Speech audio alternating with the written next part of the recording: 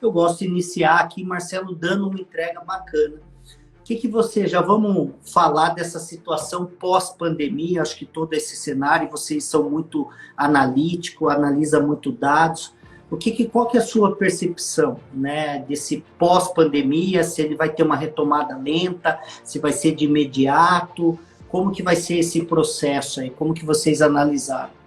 Dia a dia a gente vai medindo o que está acontecendo, não só o LX Brasil, mas o LX Mundo. A gente sabe que a gente está em mais de 30 países, né? E o que é surpreendente, Ueda, é que a gente está batendo todos os recordes de pessoas que estão dentro da plataforma, não só em imóveis, mas em autos, em todas as coisas que a gente tem lá dentro, né? O LX tem lá computador, telefone, tem de tudo lá, né? Para as pessoas se apegarem e desapegarem. Mas especificamente de imóveis, a gente tem, em média, agora, essa semana, 1,5 milhão de pessoas por dia na plataforma procurando imóveis, né? Isso é muito alto, tá? Eu lembro que o ano passado a gente comemorou que a gente tinha batido a meta de 1,2 milhões, e hoje a gente está falando de 1,5.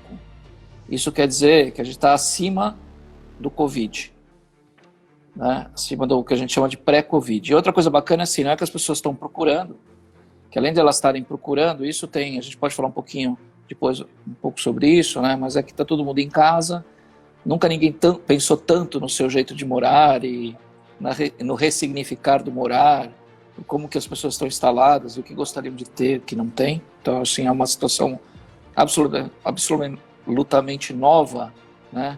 De pensar na sua casa, da sua relação com a família, enfim, com o seu bem-estar, com conforto e com segurança, né? Mas também a gente tem uma outra métrica, que é a métrica que fala de replies, ou seja, a pessoa que está pesquisando e gera um lead. Isso também já voltou, já está acima do que a gente chama do pré-Covid. Então, de uma certa forma, a gente também está gerando leads, né? E não são só aquelas pessoas que estão fuçando porque não tem o que fazer em casa. Realmente elas estão pensando em o que fazer. E se for cruzar isso com outras métricas da plataforma, né? A gente vê, por exemplo, que reformas, coisas que têm a ver com reforma da casa, também tem buscas enormes, que é tinta, profissionais, né? Videogame, cadeira de escritório, mesa de home office, produto de beleza para mão, para skincare, também é uma coisa que subiu pra caramba nas buscas, né? Então isso de uma certa forma reflete essa situação que a gente está. Isso, indo na sua pergunta, é um pouco do que a gente está pensando no pós-pandemia. A gente tem falado muito de ter um novo standard, quer dizer, um novo posicionamento que o consumidor vai exigir do mercado imobiliário. Então, o que era transformação transformou, o que era futuro antecipou, mais ou menos isso. Eu estou assim, para falar a verdade, eu tenho estudado bastante, assim, por exemplo, a gente vem falando há mais de 2 meses sobre questões de vídeos, né? E a gente tem lá, o LX tem vídeos na plataforma, e os concorrentes também tem, Zap também tem, Viva Real, Imóvel Web, né?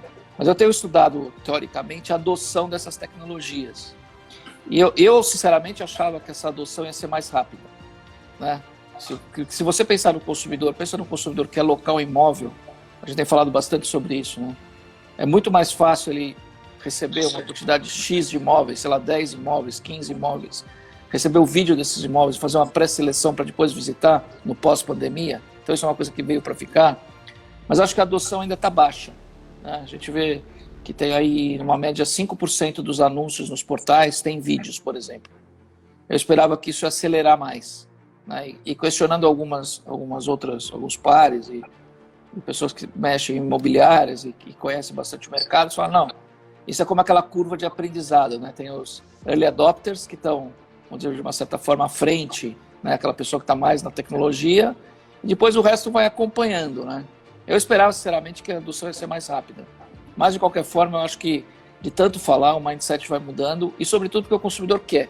Então, se a gente pensa no consumidor, e é isso que importa, a gente tem que mudar um pouco esse nosso mindset, né?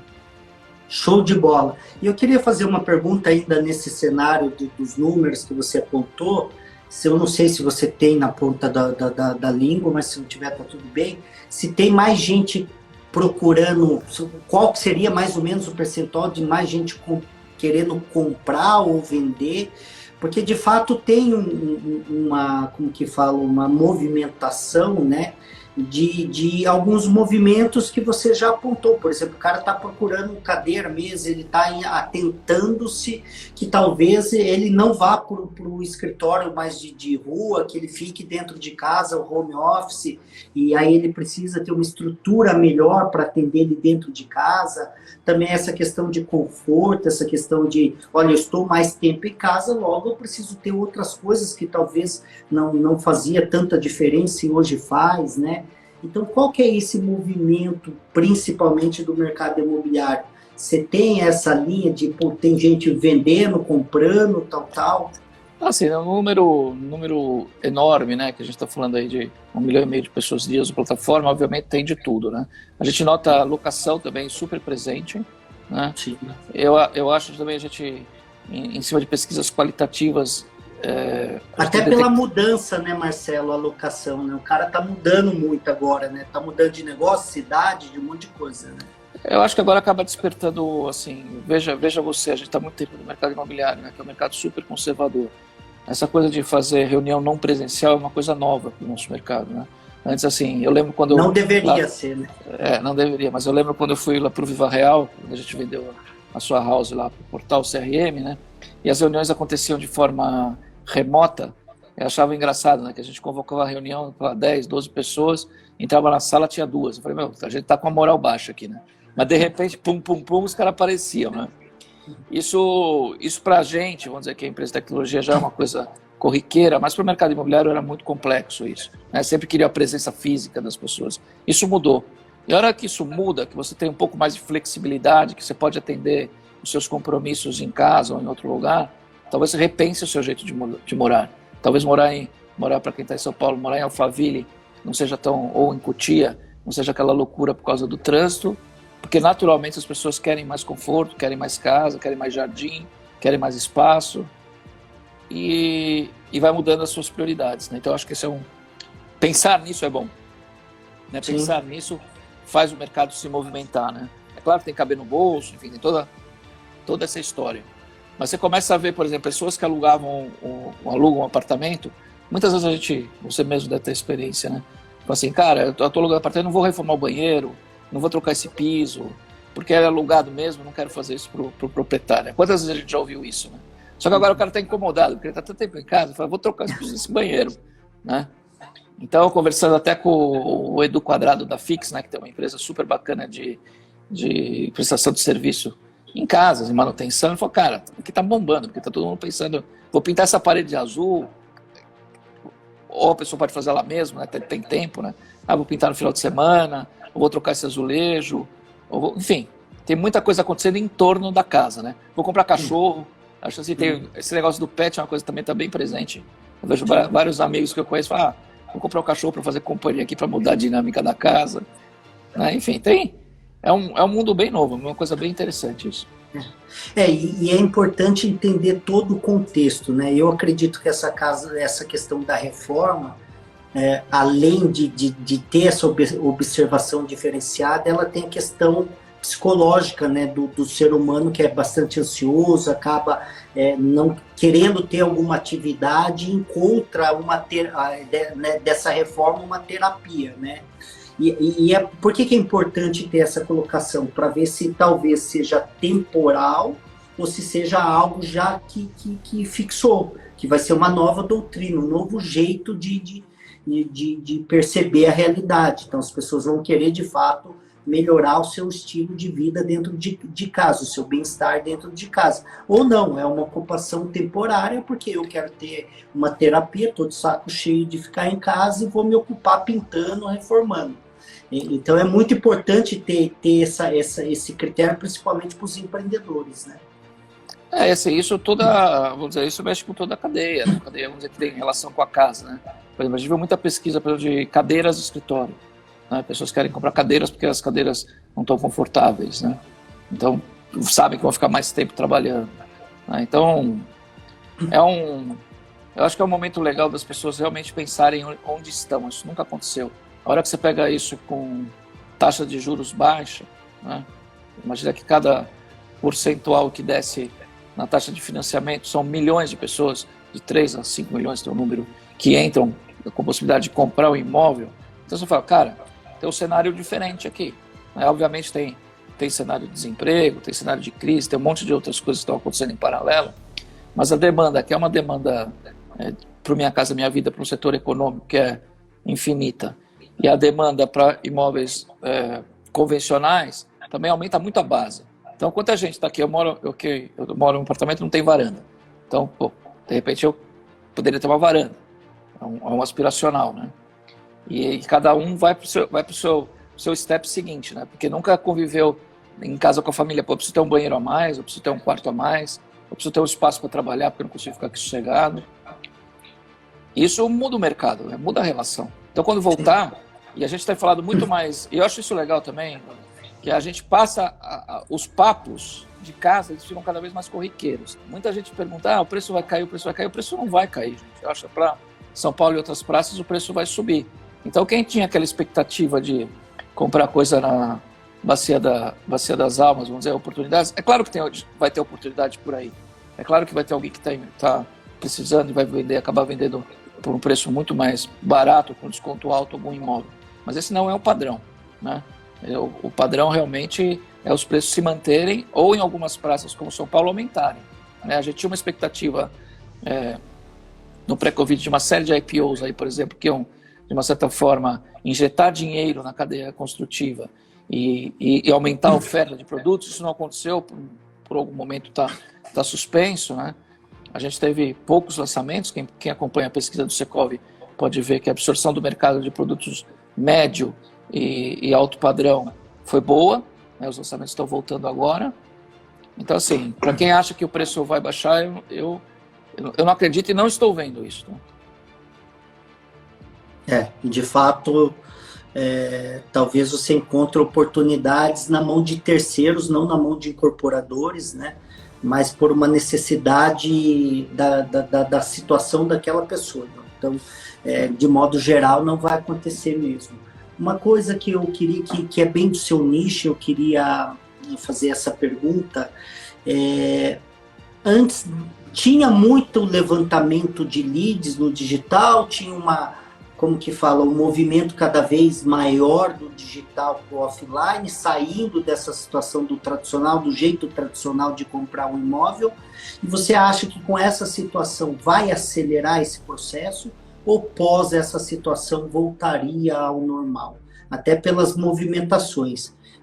Está tendo muito mais procura, mas eu tenho que talvez perceber se é uma coisa pontual, que é porque eu não posso sair, então não vou visitar plantão, etc. Ou se é algo que vai ficar permanente. Então, cada vez mais o tour virtual, cada vez mais o atendimento via, né?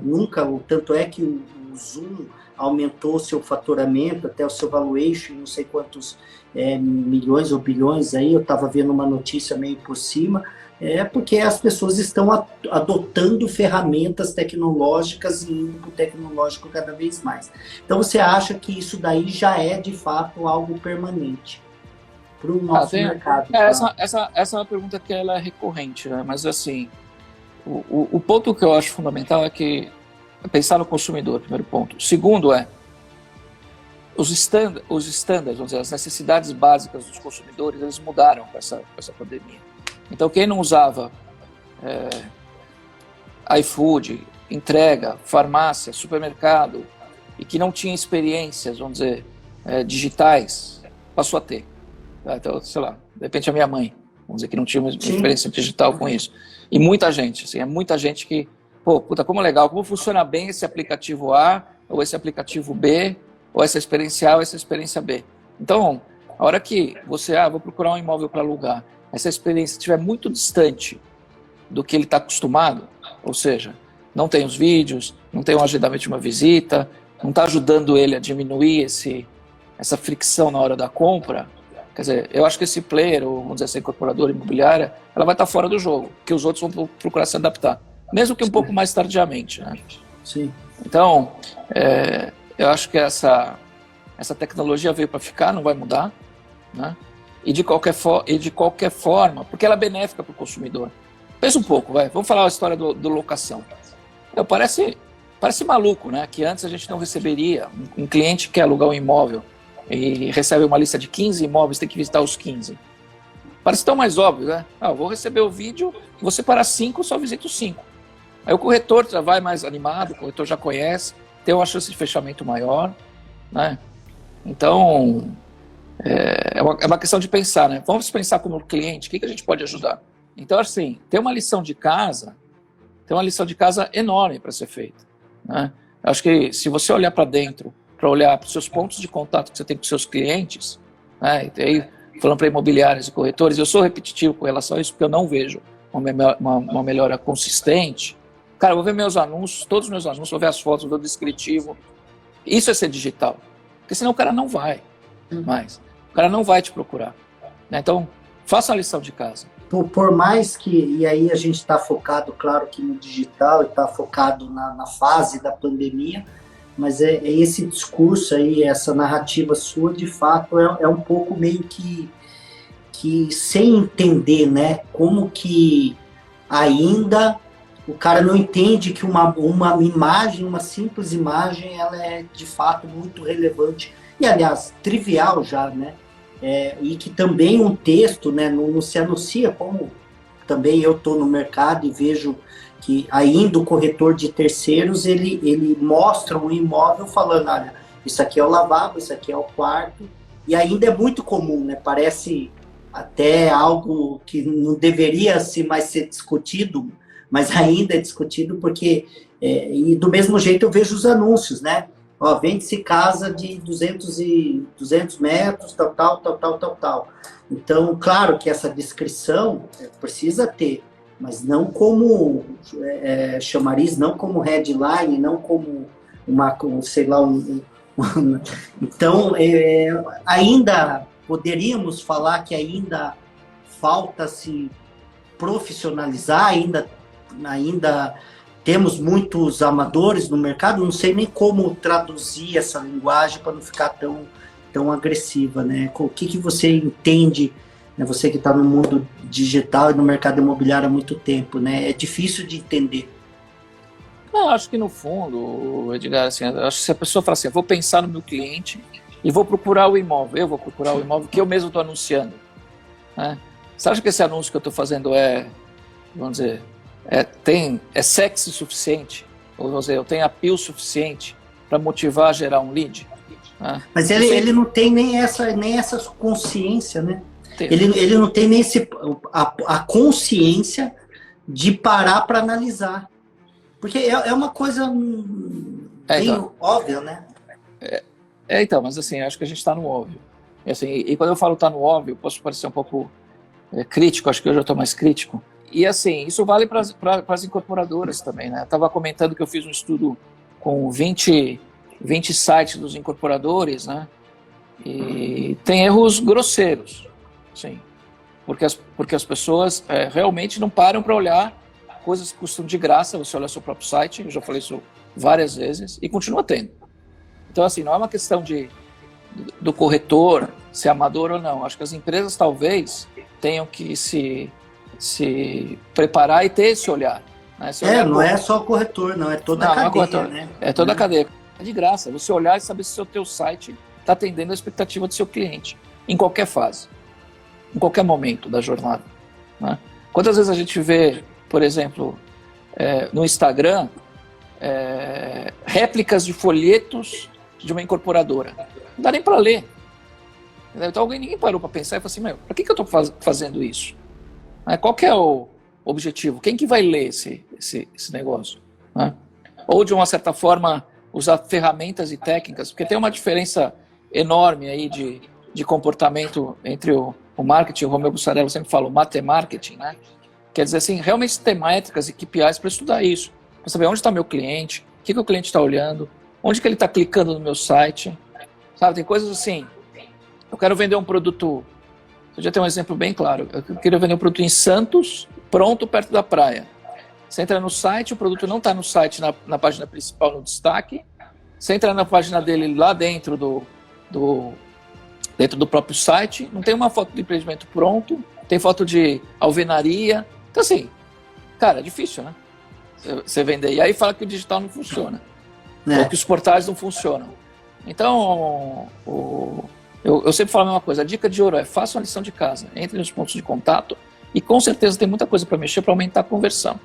Então não é que você não está convertendo. Se você fizer tudo certo e não estiver convertendo, a gente tem um outro problema. Sim. Mas normalmente tem erros básicos e aí, por isso que é legal não falar só de corretores, porque senão a gente fica estigmatizando, né? A categoria. Sim. E não é isso. Não é. É um mindset diferente que todo mundo precisa ter para se adaptar. Não, principalmente empreendimentos imobiliários, só fazendo esse aditivo, que é muito importante, que inclusive eu estava fazendo uma live anterior com o Thomas Assunção da Urban System, e de fato, assim, por exemplo, quantos empreendimentos, claro que você pega o eixo São Paulo, capital, é muito mais preparado para esse tipo de situação, de fazer uma pesquisa antes de escolher o terreno, depois que escolher o terreno, fazer uma concepção mais técnica, né? Tem várias tecnologias, por exemplo, Charrette e outras ferramentas, metodologias que você pode utilizar para ser muito mais assertivo, mas muitos não fazem, né? Ele concebe o empreendimento por um almoço, né? Se reúne com todos os players, fala o que vamos fazer e dali nasce um empreendimento. Então, ou seja, nasceu errado, passa na mão do corretor e quer que ele resolva também. Então, também tem muito isso, né? Então, é essa cadeia, né? Essa movimentação, né? Também, assim, você talvez não, mas eu já vivenciei.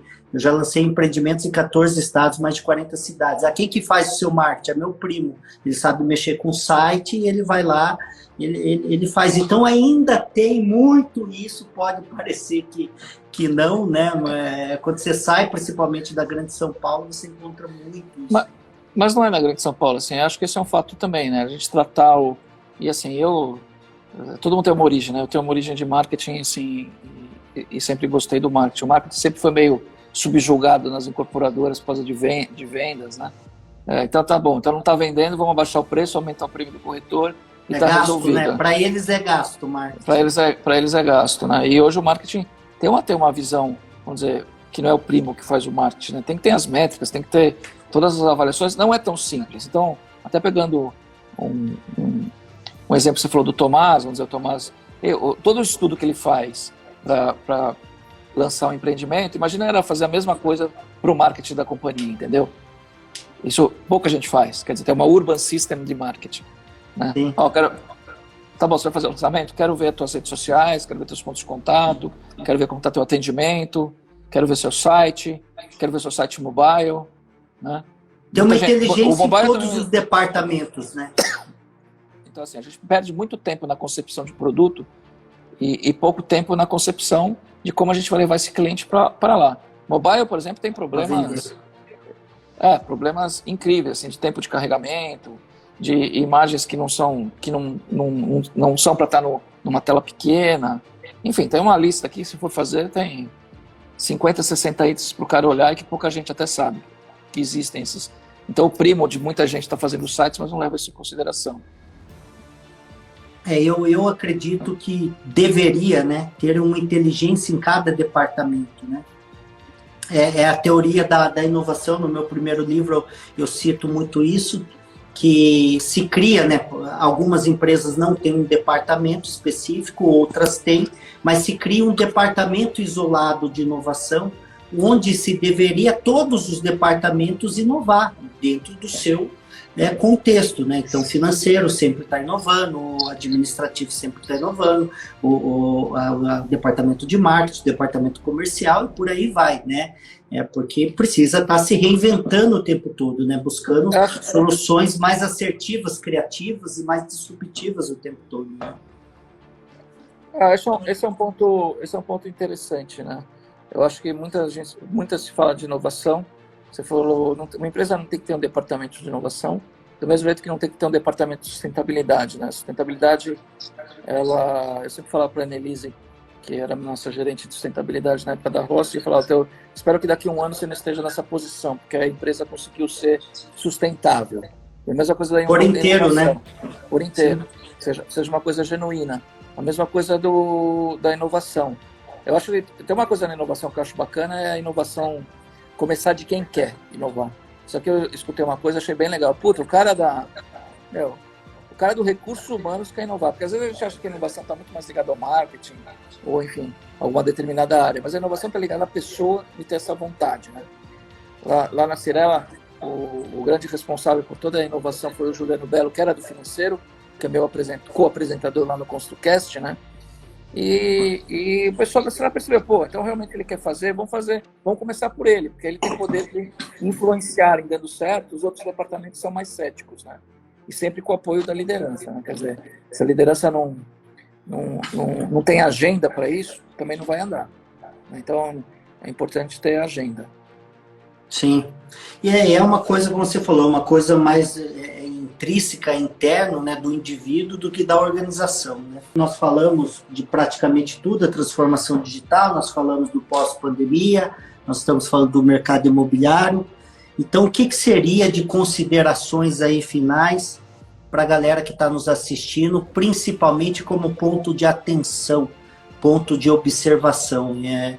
Você falou muito bem da gente ficar atento, né? Principalmente para as coisas que acontecem. A gente acaba ficando tão viciado, né? Viciado é uma rotina, um hábito que acaba a gente desconsiderando algumas coisas que esteja, de repente, do nosso lado, na nossa frente. Eu sempre falei, antes de pensar em inovação e disruptura, faça o arroz com feijão bem feito, né? Que já é um ponto muito interessante de ter resultados diferentes na nossa vida, né? Eu acho que você colocou bem, né? A gente sempre fala o básico impecável, né? Quer dizer, vamos fazer o básico impecável para poder dar um próximo passo, né? Muita gente pergunta, não, mas quero ir fazer brand content no YouTube. Vamos dizer que seja uma coisa mais sofisticada. Cara, faz o básico impecável. Que você vai Abre a primeira conta no YouTube, né? Saiba como funciona, né? Agora, eu acho um outro ponto importante, assim, que nós, como consumidores de qualquer tipo de produto, a gente tem desejos, ansiedades e vontades, igual nossos compradores quando estão entrando para comprar nossos imóveis. Então, assim, não existe um cara diferente, né? Então, se eu, para comprar alguma coisa na internet, eu tenho um certo grau de exigência com relação a como o produto está apresentado, com relação a como que o preço está apresentado, né? As informações que tem desse produto, o meu consumidor de imóvel tem exatamente as mesmas preocupações. Então, assim, parece incrível, esse é um outro ponto que a gente bate bastante, né? Eu bato bastante, assim, que as pessoas querem esconder o endereço de um imóvel, né? Com medo que outro corretor pegue esse imóvel. Gente, simplesmente, o Google ranqueia, os portais também ranqueiam, pelo nível de informação que você passa para o seu consumidor. Por quanto você é relevante para esse consumidor. E se você não está colocando o endereço completo, por exemplo, talvez outro esteja colocando o endereço completo, e ele vai ser ranqueado. E ele vai gerar um lead e você não vai gerar um lead. Então, se no seu anúncio você tiver, voltando ao básico impecável, uma foto, o endereço, um descritivo correto do imóvel, um descritivo do bairro, você provavelmente vai ser ranqueado em primeiro lugar do que o outro que não tem isso. Essa é a vida, é assim que funciona. Quando você procura qualquer coisa para comprar, eu queria comprar um projetor esses projetores de cinema, né, de televisão. Pô, cara, o nível de informação que você tem para comprar um projetor, e vai lá, entra no YouTube, vê o unboxing do projetor, e pega o manual do projetor, e vê o que as pessoas falam do projetor. É a mesma coisa que elas estão falando dos seus imóveis. Então você tem que ter essa informação, tá? Para você ser ranqueado e ser considerado um cara bom, tá? E trabalhar como um consultor, né? E falando para os corretores, que realmente tem informação e passar a informação correta. Que essa é outra questão, né? Básico e impecável. Não precisa ter 1000 imóveis na carteira. Tenha 50, você sabe tudo sobre ele, que você vai conseguir vender e prestar um bom serviço, né? A gente tem ouvido, o que eu acho que é interessante, Edgar, a gente tem ouvido muito sobre isso, mas assim, é muita falação e pouca prática. Então, eu não sei se a gente está, pregando para convertido, mas talvez a grande massa não está preocupada com isso. E o aprender, você é escritor, você é palestrante de sucesso, o aprender implica em sacrifício, né? Isso eu estudo essa questão de comportamento humano há mais de 20 anos, né, Marcelo? E tenho algumas formações na área e é interessante isso, porque quando você vai para uma estatística das pessoas bem-sucedidas, você vai encontrar um percentual muito, muito pequenininho, né? E quando eu falo bem-sucedido, eu falo no lado financeiro, né? Porque o sucesso é representativo e tem definições diferentes para cada tipo de pessoa. Mas vamos parametrizar como sucesso financeiro. E por que ele é muito pequenininho? Porque se você pegar o comportamento, a mentalidade dessas pessoas, ela sai desse eixo do manada, do efeito manada, né? Então não está assistindo TV, está dedicando aos seus projetos pessoais e profissionais, tem renúncias e sacrifícios, inclusive é o tema do meu segundo livro, que eu escrevi com um grande autor, que é o Luiz Paulo Lupo, o vendedor Pitbull, que vendeu mais de 1 milhão de cópias de seu livro. Nós lançamos o segundo livro, que chama, o meu segundo livro, dele passou de 20, chama Desvendando a Caixa Preta do Sucesso, e a gente faz essa analogia, essa metáfora do outro lado do sucesso, que ele tem um preço, e poucas pessoas estão dispostas a pagar esse preço, né?